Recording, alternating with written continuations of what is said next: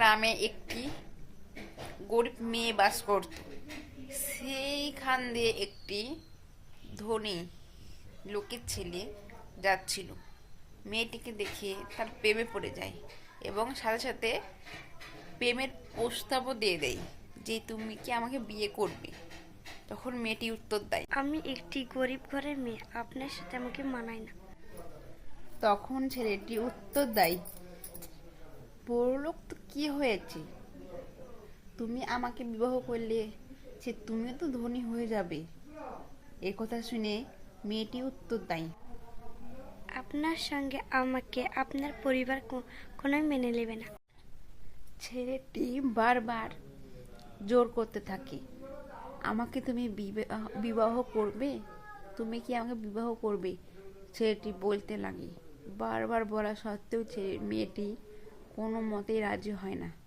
ছেলেটি যাতে যাতে একবার মুখ ফিরিয়ে মেয়েটির দিকে তাকায় আর মেয়েটি জবাব দেয়, আমি আপনাকে বিবাহ করতে রাজি আছি।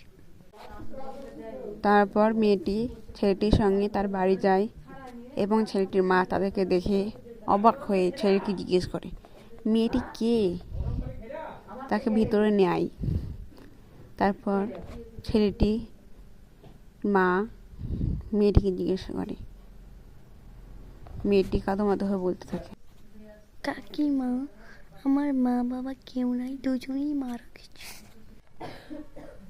তারপর ছেলেটির মা মেয়েটিকে বলে, মা তুমি কেঁদো না, আমি তো তোমার মায়ের মতো।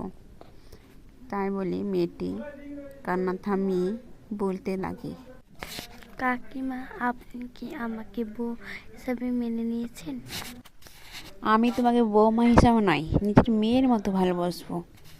তাকে বলে মেয়েটিকে নিয়ে ঘরে চলে যায় এবং তাদের বিবাহ সম্পন্ন করার প্রস্তুতি নেয়।